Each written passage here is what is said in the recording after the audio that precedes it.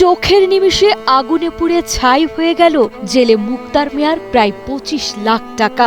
আমার জীবনে যা কামাইলি এই তো ইসলাম আর্মির মধ্যে টিয়া বুঝালি একটা গরবাজ মা পুত্রের বিদেশ দিব।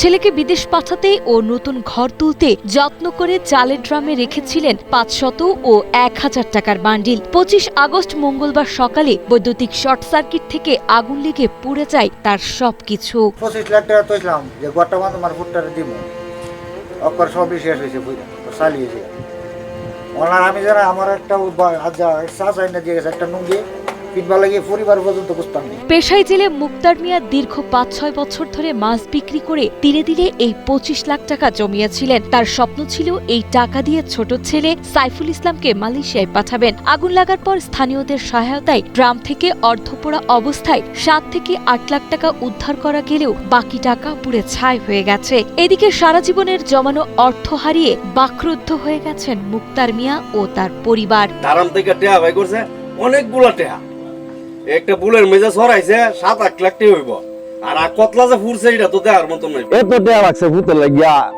বিদেশ যাবার লাগিয়া জিলি ফুরছে এই ফুরার পরও 7-8 লাখ টাকা হইব। স্থানীয় সূত্রে জানা যায় কিশোরগঞ্জের ভৈরব উপজেলার আগানগর ইউনিয়নের যোগাযোগ বিচ্ছিন্ন জনপদ শ্যামপুর গ্রামে সকাল 10টার দিকে বৈদ্যুতিক শর্ট সার্কিট থেকে আগুনের সূত্রপাত হয়। মুহূর্তের মধ্যেই তা আশেপাশের কাঁচা ঘরগুলোতে ছড়িয়ে পড়ে। এলাকাটি যোগাযোগ বিচ্ছিন্ন হওয়ায় এবং ফায়ার সার্ভিস বা জাতীয় জরুরি সেবা 999-এ তাৎক্ষণিকভাবে কেউ খবর না দেওয়ায় আগুন দ্রুত ভয়াবহ রূপ নেয়। পরে গ্রামবাসী একত্রিত হয়ে প্রায় 3 ঘন্টার চেষ্টায় আগুন নিয়ন্ত্রণে আনলেও ততক্ষণে বাড়িঘর ও সমস্ত আসবাবপত্র পুড়ে ছাই হয়ে যায়। আমরা তো যে আগুন লাগছে আগুন নিবানির মতো কোনো রাস্তাঘাট নাই, ফায়ার সার্ভিস আনার মতো কোনো ব্যবস্থা নাই। আমরা টিউবওয়েল থেকে নদী থেকে অনেক পুরো জায়গা অনেক কষ্ট করে এই আগুন নিবাইছি।